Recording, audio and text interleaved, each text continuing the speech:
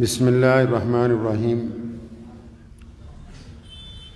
شروع اللہ کے نام سے جو بڑا مہربان اور نہایتی رحم کرنے والا ہے۔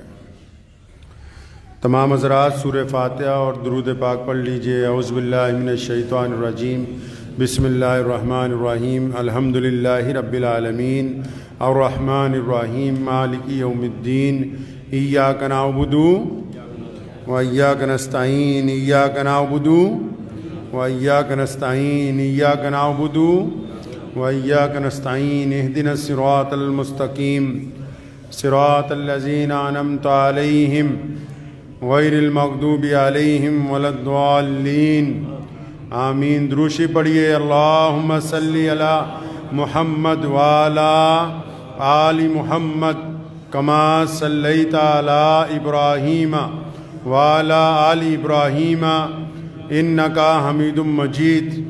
اللہم بارک علی محمد وعلی آل محمد کما بارکت علی ابراہیم وعلی آل ابراہیم انکا حمید مجید۔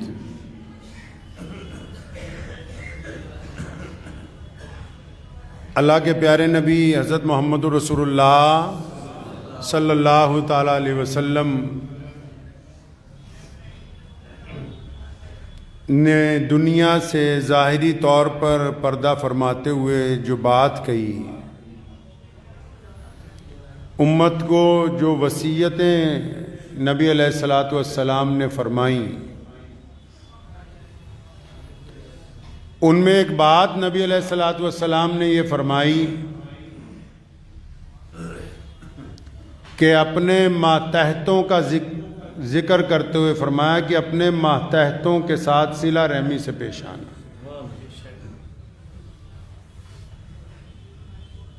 دنیا میں جتنے بھی لوگ ہوتے ہیں ان میں ہر انسان کو کسی نہ کسی دوسرے انسان پر تھوڑی سی اقتدار کی شکل میں حکومت ملتی ہے۔ اب وہ چاہے اس کا دائرہ بڑا ہو یا چھوٹا ہو، تھوڑا سا اس کے اختیار میں کچھ لوگ آ جاتے ہیں، اور نبی علیہ الصلاۃ والسلام نے فرمایا کہ قیامت والے دن ان لوگوں سے پوچھ ہوگی میری امت میں جن لوگوں کو امیر بنایا گیا، چاہے چھوٹی جماعت کا یا بڑی جماعت کا، حدیث کا اگر مفہوم پڑھیں گے، چاہے وہ اپنے گھر کے امیر تھے، دکان کے تھے، محلے کے تھے، تو وہ اپنے ماتحت لوگوں کے ساتھ کیسا معاملہ کرتے تھے، کیا کرتے تھے؟ مسلمانوں کے پہلے خلیفہ جو سب سے بڑے مسلمان ہیں، مسلمانوں میں سب سے بڑے مسلمان کون ہیں بھائی؟ سیدنا حضرت ابو بکر صدیق رضی اللہ تعالیٰ عنہ۔ کون ابو بکر؟ ابو بکر کون؟ جو رسول اللہ صلی اللہ علیہ وسلم کے بچپن کے ساتھی ہیں، جوانی کے ساتھی ہیں، غار کے ساتھی ہیں، اور اب گنبد خضرا میں محمد رسول اللہ کے ساتھی ہیں، اور 1,24,000 صحابہ کم و بیش جو تھے، ان میں سے نبی علیہ السلام نے اپنی زندگی میں، اپنی حیات میں، اپنی موجودگی میں اگر کسی کو اپنے مصلی پر کھڑا کیا امامت کے لیے تو وہ ابو بکر ہیں۔ تو سیدنا ابو بکر رضی اللہ تعالیٰ عنہ جب مسلمانوں کے خلیفہ بنے تو آج کل سرکار کہتی ہے نا بھی جو بھی بندہ وزیر اعلیٰ بنتا ہے، وزیر اعظم بنتا ہے، آج کل ہمارے ہاں دنیا میں رواج شروع ہوا کہ وہ اپنی جائیداد کا ویروا دے، تاکہ کل کو اگر کوئی غلط کام کرے، کرپشن کرے، تو پتہ لگ جائے کہ جب اس عہدے پہ آیا تھا تب کتنا مال تھا، اب چھوڑ کے جا رہا ہے تب کتنا ہے۔ قربان جائیں دین اسلام کے، اسلام کی ابتدائی لوگوں نے ہر بات کا خیال رکھا ہے دنیا کے سامنے۔ ابو بکر رضی اللہ تعالیٰ عنہ جس دن خلافت کے لیے بیٹھے، خلافت کی ذمہ داری لی، تو مالدار شخصیت تھے، سارا کچھ تھا، ایک دفعہ میں سارا اللہ کے راستے میں خیرات کر دیا. فرمایا کوئی مال ہوگا تو بڑھایا جائے گا, سارے کا سارا مال ہی اللہ کے راستے میں خیرات کر دیا. اب جب مال خیرات کر دیا سارا تو زندگی کیسے چلے؟ ظاہر سی بات ہے کہ صرف نماز پڑھنے سے, روزہ رکھنے سے, حج کرنے سے زندگی گزارنے کے لیے تو محنت بھی کرنی ہے, مزدوری بھی کرنی ہے, پیسے بھی لانے ہیں. تو زندگی کیسے چلے؟ صحابہ کرام رضی اللہ تعالیٰ عنہ کی کیبنٹ بیٹھ گئی.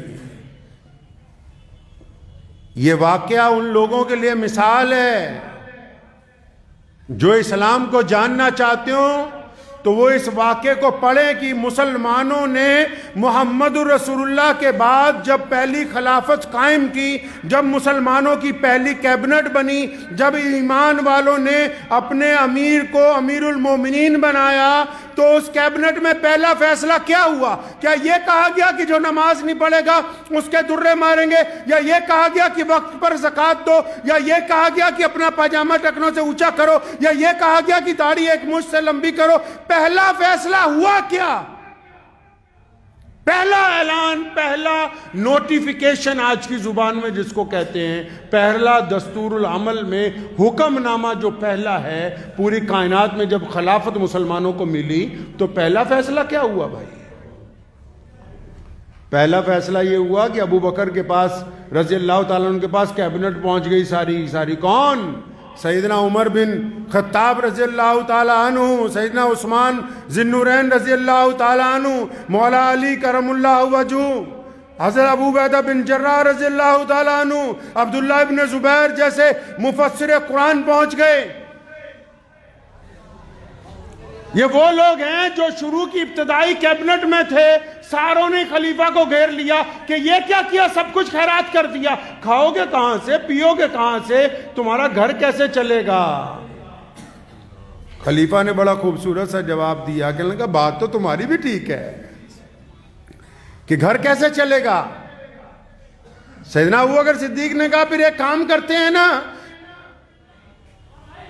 عمر رضی اللہ فرمایا اچھا ایسا کرو, اپنی تنخواہ لگا لو, پیسے لگا لو, تاکہ مہینے میں بیت المال سے تمہیں پیسے ملیں, تم دین کا کام کرتے رہو. تو پوچھا کتنی لگا دیں؟ سارے صحابہ ابھی مشورہ کر رہے ہیں تو مسلمانوں کے خلیفہ نے کہا, سیدنا ابوبکر صدیق نے کہا کہ اس میں کون سی پریشانی کی بات ہے, جتنی ایک مزدور کو یومیہ دہاڑی دیتے ہو, ایک مزدور کو جتنی دہاڑی دیتے ہو بس اتنی لگا دو. سارے کیبنٹ میں جتنے لوگ تھے صحابہ کرام رضی اللہ تعالیٰ اجمعین بڑے حیران ہوئے. فرمایا ابو بکر آپ یہ کیسی باتیں کرتے ہیں؟ کیا ایک مزدور کے پاس ایک دن کی دہاڑی میں اس وقت بھی آج بھی 1450 سال پہلے بھی اور آج بھی دنیا میں جو لوگ مزدوری کر رہے ہیں, جو لوگ اینٹیں اٹھا رہے ہیں, جو لوگ مکانات کے اندر مزدوری کرتے ہیں, جو کھیتوں کھلیانوں میں مزدوری کرتے ہیں, سنو دل تھام کے کہ اس وقت بھی اتنی مزدوری نہیں تھی کہ ایک مزدور اپنا پیٹ بھر کے کھانا کھا لے. آج بھی اتنی مزدوری نہیں ہے کہ ایک مزدور آرام سے اپنی زندگی اپنے گھر کے اندر گزار لے. سیدنا ابو بکر نے کہا کہ ایسا کرتے ہیں نا, جتنی ایک مزدور کو تنخواہ دیتے ہیں بس اتنی لگا دو ڈیلی کی, جو مزدور کی دہاڑی ہے وہ لگا دو ہماری بھی. ایسے کہنے والے بہت ہیں آج بھی دنیا میں حکمران کہ ہم غریب کی بات کرتے ہیں. ساری دنیا کی حکومتیں کہتی کہ ہم غریب پرور ہیں. سنو مسلمانوں کے پہلے خلیفہ نے کس انداز سے غریبوں کی خیال کیا ہے. جب تمام صحابہ اس بات کو مان گئے کہ ایک دن کی مزدوری اتنی کافی نہیں ہے کہ مزدور اپنے گھر میں آرام سے کھانا کھائے, اپنے بچوں کو نئے کپڑے سلوا کے دے, اپنے گھر کی ٹوٹی ہوئی چھت ٹھیک کروا لے. فرمایا ابو بکر دہاڑی بہت کم ہے. تو ابو بکر نے یہ نہیں کہا کہ اچھا چھوڑو میری تنخواہ بڑھاؤ, نہیں, اپنے منشی کو بلایا, اس کو بلایا جس نے حکم نامہ لکھنا تھا. فرمایا سلطنت اسلامیہ کا پہلا حکم نامہ لکھو کہ ابو بکر یہ کہتا ہے کہ آج سے مزدور کی دہاڑی ہم نے اتنی بڑھا دی کہ مزدور بھی اس پیسے میں اپنے گھر میں آرام سے کھانا کھائے گا, خلیفہ بھی اس پیسے میں اپنے گھر میں آرام سے کھانا کھائے گا. तभी तो जाओ कि अरब में कोई भिखारी नहीं मिलता। अब देखो तो सही, ये अबू बकर सिद्दीक रज़ी अल्लाह ताला अन्हु का कमाल है। गरीब तो वहां भी थे, मिस्कीन तो वहां भी थे। ये उनका कमाल है कि पहला हुक्मनामा जारी किया कि हमने मजदूर की यौमिया मजदूरी इतनी बढ़ा दी कि उस पैसे में खलीफा भी खाना खाए, मजदूर भी खाना खाए, दोनों ही खुश हो जाए। नबी अलैहिस्सलाम ने क्या फरमाया? कहो सल्लल्लाहु कुर्बान जाएं। मेरे नबी अलैहिस्सलाम ने क्या फरमाया? फरमाया ये दुनिया के लोगों, जब मजदूर तुम्हारे घर दिहाड़ी करने आ जाए, तुम्हारे खेत में आ जाए, तुम्हारी दुकान पे कोई बंदा काम करने के लिए आ जाए, वो दिहाड़ी कर ले तो उसका पसीना सूखने से पहले उसको उसकी मजदूरी दे दो।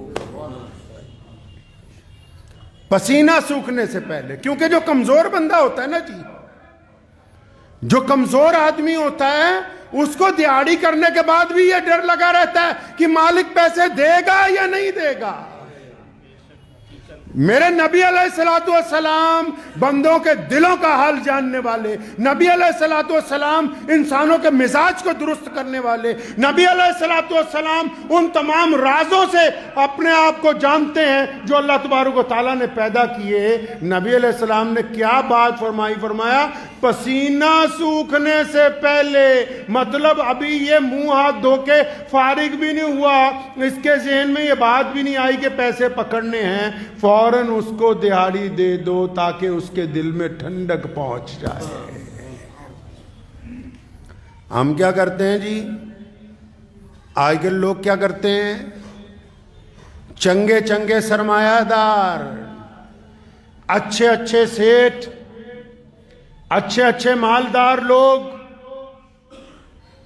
किसी बड़े शोरूम में जाएंगे, 2 रुपए की चीज 10,000 की खरीद के लाएंगे, लेकिन घर में जो मजदूरी करने आ गया, घर में जिससे काम करवाया, उसको बोलेंगे तुम्हें पैसे कल दिए जाएंगे, परसों दिए जाएंगे, नरसों दिए जाएंगे। मजदूर की मजदूरी मारने वालों, इस बात को अपने दिल की तख्ती पर लिख लो कि ये बड़े बड़े अस्पतालों में तुम जो करोड़ों रुपया दे के भी अपना इलाज करवाते और अच्छे नहीं होते, ये उन मजदूरों की दिलों की आहें हैं जिनका तुम 1 रुपया मारते हो, उसकी बदौलत करोड़ों रुपया भी खर्चते हो, तो सुकून की नींद रात को बिस्तर पर नहीं आती। सुकून की नींद रात को बिस्तर पर नहीं आती। अल्लाह ताला को हक मारने वाले लोग नहीं पसंद। अल्लाह को हक मारने वाले लोग पसंद नहीं है, चाहे वो नमाजी हो, रोजेदार हो, चाहे दयानतदार हो। कितने लोग हैं जो बार बार उम्रा करने जाते हैं?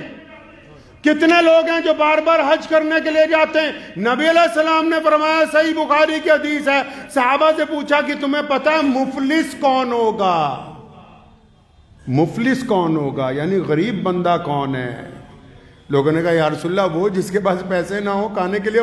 और मैं नहीं, मुफलिस वो नहीं है। सुनो नबी अलैहिस्सलाम किसको मुफलिस कहते हैं? फरमाया मुफलिस वो है जो क़यामत वाले दिन रोज़े महशर में पेश होगा, जिसके नामे अमाल में कई 100 हज लिखे होंगे, कई 100 उम्रे लिखे होंगे, जिसके नामे अमाल में रोज़े भी होंगे, ज़कात भी होगी, सदकात भी होंगे, नमाजें भी होंगी, मस्जिदों की तामीर भी होगी, मदरसों में हिस्सेदारी भी होगी। फरमाया लेकिन जब ये पेश होगा ना, दूसरी तरफ से सारे मजलूम उठ के खड़े हो जाएंगे। जब ये पेश होगा तो दूसरी तरफ से मजलूम, कौन मजलूम? घर के नौकर जिनका हक मारा गया, मजदूर जिनका हक मारा गया, पड़ोसी जिनकी जगह पर नाजायज कब्जा किया गया, वो लोग जिनको नाजायज गाली दी गई, जिनकी सरे बाजार बेइज्जती की गई। फरमाया वो सारे उठ के खड़े हो जाएंगे कि अल्लाह ये बंदा तो हमारा मुजरिम है। दुनिया में हम कमजोर थे, बोल नहीं सकते थे, तो क्या होगा फिर? अल्लाह ताला फरिश्तों को हुक्म देंगे, अच्छा इनका हिसाब बराबर करो भाई। अब जैसे कोई आया कि अल्लाह मुझे गाली दी थी सरे बाजार, मेरा कसूर नहीं था, लेकिन ये घमंड में था, इसको शौक था लोगों की बेइज्जती करने का। हाँ चलो इतनी नेकियां, इतने उम्रे ले जा भाई, तू अपना हिसाब कर। लोग आए जाएंगे, कोई हज ले जाएगा, कोई उम्रे ले जाएगा, कोई ज़कातें ले जाएगा, کوئی صدقے لے جائے گا، اتنا مفلس ہو جائے گا کہ جتنی لاکھوں نیکیاں لائیں ساری خالی، اور ادھر دینداری پھر بھی باقی ہے۔ دنیا میں جب دینداری کھڑی رہے تو بندہ مکان بیچ دیتا ہے، کرائے پہ چلا جاتا ہے، بعض اوقات دینداری پھر ختم نہیں ہوتی۔ یہ سب کچھ دے دے گا، دینداری باقی رہے گی۔ فرشتے اللہ سے پوچھیں گے یا اللہ اب کیا کریں، دیندار تو اب بھی کئی باقی ہیں۔ دیکھو کیا دردناک منظر ہوگا، حکم ہوگا کہ پھر کیا ہوا، اگر اس کے پاس دینے کے لیے کچھ نہیں ہے تو جو ان کے گناہ ہیں اس کے کھاتے میں ڈالتے رہو، ان کو خالی کر کے بیچتے رہو۔ سستا سمجھتے ہو؟ محمد الرسول اللہ صلی اللہ علیہ وسلم نے فرمایا جس نے دنیا میں کسی کی جائیداد پر، کسی کی زمین پر، اور جائیدادیں چھوڑو، رسول اللہ نے بات کمال کی ہے۔ پیارے نبی علیہ السلام نے فرمایا جس نے ایک بالشت، ایک فٹ جگہ، ایک انچ جگہ، جس نے ایک قدم کی جگہ، جس نے بس 4 انچ جگہ، فرمایا جس نے ناجائز قبضہ کر لیا کسی کی جگہ کے اوپر، قیامت کا دن ہوگا۔ دنیا میں تو ذلیل ہوا ہی ہوا، دنیا میں تو اس لیے ذلیل ہوا، پڑوسی کہتے ہیں دیکھو دبنگ ہے، ہماری جگہ پہ قبضہ کر لیا، ہم کچھ کہہ نہیں سکتے۔ دنیا میں تو جب آگے سے گزر جاتا ہے لوگ پیچھے سے برا بھلا کہتے ہیں کہ بدماش ہے جی، اپنی سیاسی پاور کی وجہ سے ہمارے سے دھکا کر رہا ہے۔ دنیا میں بھی ذلیل ہے۔ فرمایا آخرت میں 7 زمینوں میں دھسایا جائے گا۔ پہلے جن کو پلاٹوں پہ قبضہ کرنے کا شوق ہے، جن کو اپنے بھائیوں کی جائیداد پہ قبضہ کرنے کا شوق ہے، جن کو اپنے رشتہ داروں کی جگہ پہ قبضہ کرنے کا شوق ہے، یا جو پاور میں آ جاتے ہیں کہتے ہیں ہاں یہ فلاں فیکٹری آج سے ہماری ہے، اتنے پیسے لو، چلو نکلو۔ پاور میں آنے کے بعد کہتے ہیں کہ یہ فلاں جگہ ہمیں پسند آ گئی، نکلو۔ حکایت رومی میں لکھا ہے کہ بادشاہ ایک باغ میں گیا، ایک اللہ والوں کا باغ تھا، اس کو بڑا پسند آیا، کہنے لگا کچھ کھلاؤ، تو انہوں نے ایک انار کھلایا بڑا مزیدار، تو دل میں برائی آ گئی کہ یار میں باغ پہ قبضہ نہ کر لوں، میں یہاں کا بادشاہ ہوں۔ تو کہنے لگا یار ایک اور کھلا دو۔ جب دوسرا انار کھایا تو دیکھا بالکل کڑوا ہے، تو انہوں نے پوچھا اس سے کہ یہ پہلے والا میٹھا تھا، یہ کڑوا ہے؟ فرمایا پہلے تیری نیت میٹھی تھی، اب تیری نیت کڑوی ہے۔ تو جو لوگ دوسروں کی جائیداد پر قبضہ کرنا چاہتے ہیں اس امید پہ کہ یہ مر جائے، ان کا بٹوارا ہو جائے، ہم قبضہ کر لیں گے، تو نبی علیہ السلام فرماتے ہیں قیامت کے دن اس بندے کے لیے زمین کا طوق بنائیں گے۔ طوق سمجھتے ہیں؟ گلے کے اندر جو ڈالا جاتا ہے، جو پیروں میں بیڑیاں ڈالی جاتی ہیں، گلے میں طوق ڈالا جاتا ہے۔ جس کو جگہ پہ قبضہ کرنے کا شوق ہے، غریبوں کی، مظلوموں کی، جو دھکے سے سودا کرتا پھرتا ہے کہ نہیں میری تو افسری ہے جی، میں حکومت میں ہوں، یہ جگہ لینی ہے ہر حالت میں۔ جن کو شوق ہے غریبوں کی جائیداد پہ قبضہ کرنے کا، جن کو شوق ہے اپنی مرضی پر جائیداد خریدنے کا، یہ بات یاد رکھیں کہ دنیا چند دن کی ہے۔ اللہ تعالیٰ نے ایسا تالا لگایا کائنات میں کہ بندہ اکلا ہی آتا ہے، جب جاتا ہے تو اس خزانے میں سے کچھ لے کے نہیں جا سکتا۔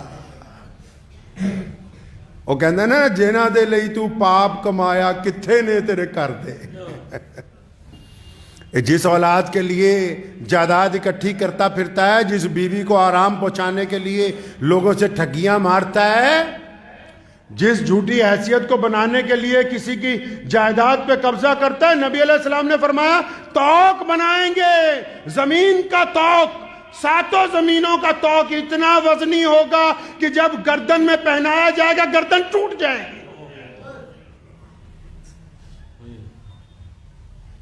اور کیا کہیں گے فرشتے کہ تجھے بڑا شوق تھا، تجھے بڑا شوق تھا لوگوں کی زمینوں پر قبضہ کرنے کا، تیرے اندر بڑی امنگ تھی کہ ہاں مجھے تو پراپرٹی چاہیے، پراپرٹی پر قبضہ کرنا ہے، پڑوسی کا مکان خریدنا ہے، سامنے والے کا خریدنا ہے، دائیں والے کا خریدنا ہے، چاہے مقدمے ڈال کے خریدا جائے، چاہے پریشر کے ساتھ خریدا جائے۔ فرمایا بڑا تجھے شوق تھا نا کہ ہمیں زمین چاہیے، تو لو ابھی اس زمین کا مزہ چکھو۔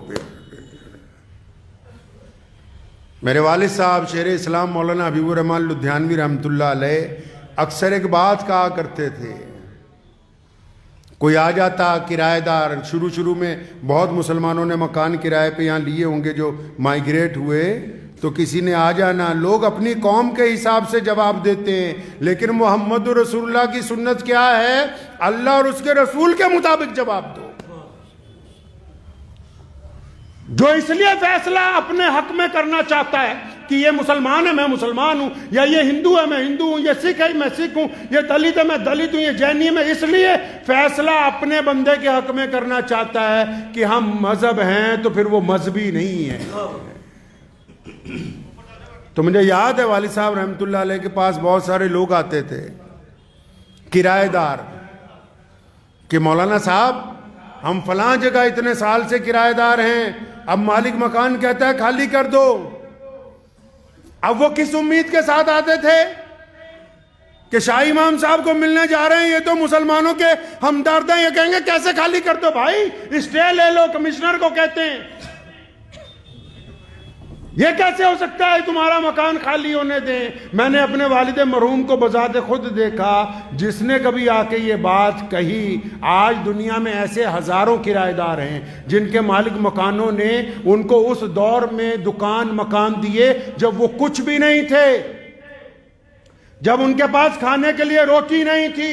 آج کروڑوں پتی بھی ہو گئے، پھر بھی مالک مکان کی جگہ دبا کے بیٹھے ہوئے ہیں۔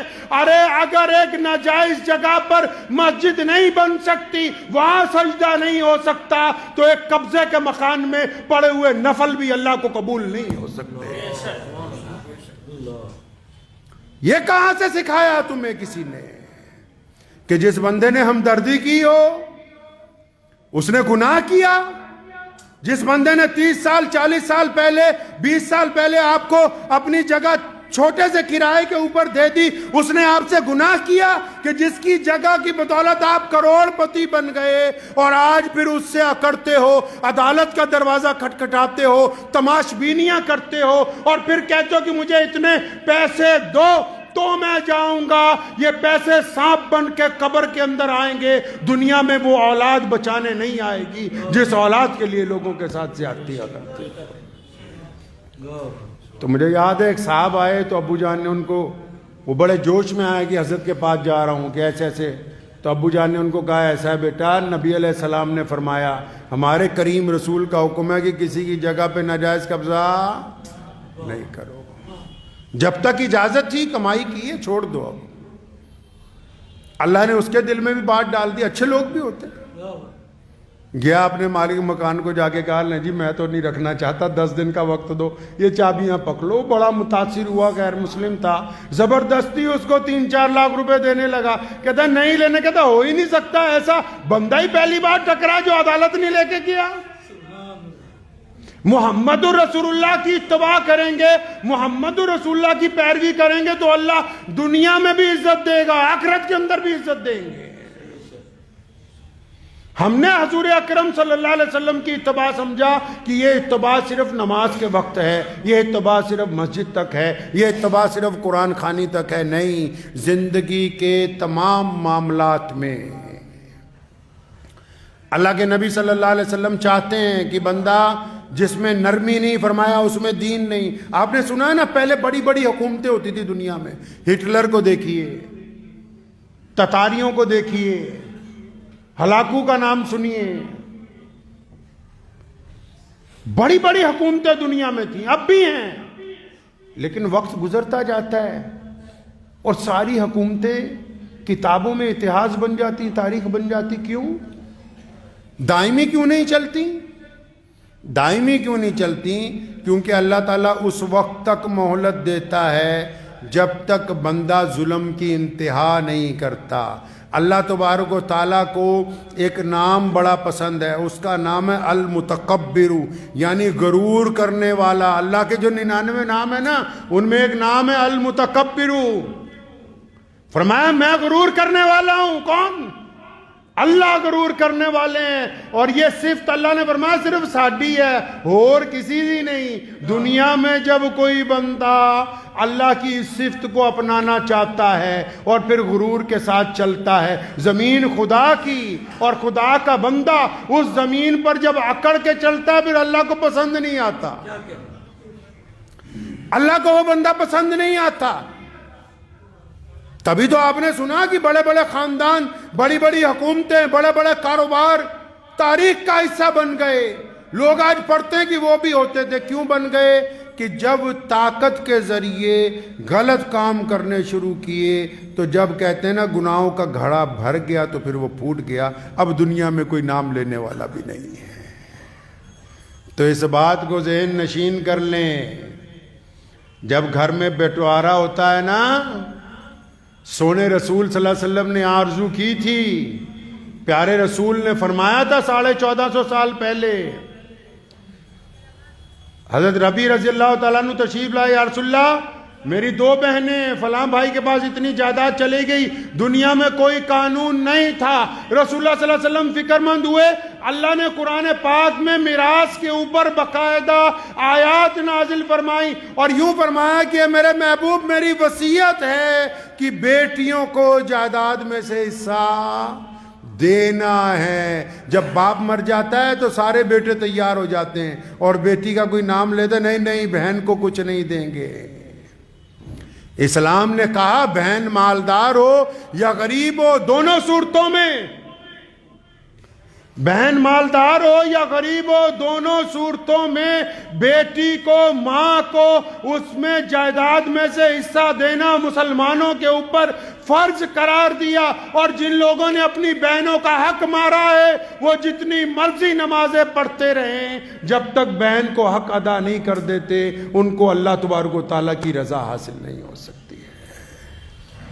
تو جب جائیداد کا بٹوارا کرنے جاتے ہو تو بہنوں کا خیال رکھا کریں. اور یہ جن پراپرٹیوں پر قبضہ کر کے خوش ہوتے ہو یا جن مالک مکانوں کے خلاف اسٹے لے کے خوش ہوتے ہو کہ ہم نے بڑا کمال کر دیا، کمال نہیں کیا. زندگی میں ایک چیز کی گارنٹی نہیں ہے، باقی بہت چیزوں کی 100 سال کی گارنٹی ہے. یہ عمارت جس نے بنائی اس نے سوچا ہوگا 500 سال چلے گی، لیکن یہ 1000 سال چلے گی، اس کی گارنٹی. ابن صفی نے ایک بڑی خوبصورت بات لکھی. اس نے کہا انسان جب پلاننگ کرتا ہے نا تو اس ساری پلاننگ میں ایک چیز بھول جاتا ہے. کون سی؟ پلاننگ کرتا ہے کہ شادی کروں گا، بچے ہوں گے، کوٹھی بناؤں گا، فیکٹری بناؤں گا، فلاں جگہ گھومنے جاؤں گا، یہ کپڑے خریدوں گا، فلاں ہوٹل کے اندر جائیں گے، فلاں کار خریدیں گے. کہتا ساری پلاننگ تو فٹ ہوتی ہے، بس یہ بھول جاتا ہے کہ اس پلاننگ میں کسی موڑ کے اوپر موت کھڑی ہوئی ہے. جب وہ آ گئی ساری کی ساری پلاننگ ختم ہو جائے گی. پلاننگ میں موت کو بھول جاتا ہے. اور یہ کھڑی ہے اپنی جگہ، سارا دن بار بار آواز مارتی ہے بندے کو کہ میں آ رہی ہوں، تیاری رکھو، تیاری رکھو، اللہ کے حضور پیش ہونا ہے، قبر میں جانا ہے، مر کے اللہ حضور کو جواب دینا ہے. اور یہ ایسے غافل ہوئے کہ نہیں کہ شاید مرنا ہی نہیں ہے. نہیں نہیں، مرنا ہے آخر ایک دن اور پھر اللہ کو جواب دینا ہے. اسی لیے کسی کی ناجائز بے عزتی کرتے ہوئے نبی علیہ السلام نے فرمایا سارے دھراٹ سن لو جتنے ہیں جن کو شوق ہے، معاشرے میں بدترین بندہ وہ ہے، معاشرے کے اندر بدترین انسان وہ ہے جس کی بد کلامی کی وجہ سے لوگ اس سے ڈرتے ہوں. بدترین بندہ وہ ہے معاشرے میں، لوگ اس لیے اس سے دور بھاگتے ہوں کہ یار یہ مل گیا تو بے عزتی کر دے گا. تو نبی علیہ السلام نے کیا فرمایا؟ بڑی خوبصورت بات فرمائی.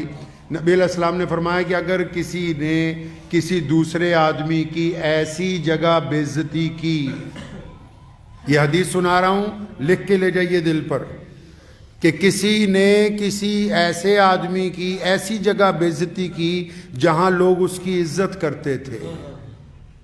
جیسے ہم کہیں پہنچے، کوئی بندہ بیٹھا، 5-7 لوگ بیٹھے اور وہ اس کی بڑی رسپیکٹ کرتے ہیں. جب وہ اٹھ کے گیا، کسی نے کہا کہ بڑا نیک ہے، آپ کہا نہیں نہیں میں بتاتا ہوں یہ کیا ہے، میں بتاتا ہوں اس کی اصلیت.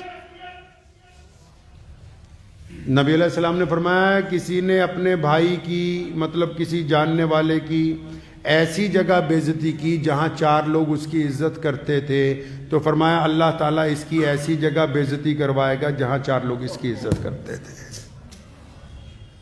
اس لیے جب بھی کچھ کرنا ہو دو چیزوں کو اللہ کے رسول نے فرمایا، اپنی زبان کو اور اپنی شرمگاہ کو اپنے قابو کے اندر رکھیں تو اللہ تبارک و تعالیٰ آپ کو عزت عطا فرمائیں گے دنیا میں بھی اور آخرت میں بھی۔ دعا کیجئے اللہ تبارک و تعالیٰ مجھے بھی اور آپ سب کو بھی ان کے اوپر عمل کرنے کی توفیق عطا فرمائے۔ وآخر دعوانا ان الحمدللہ رب العالمین۔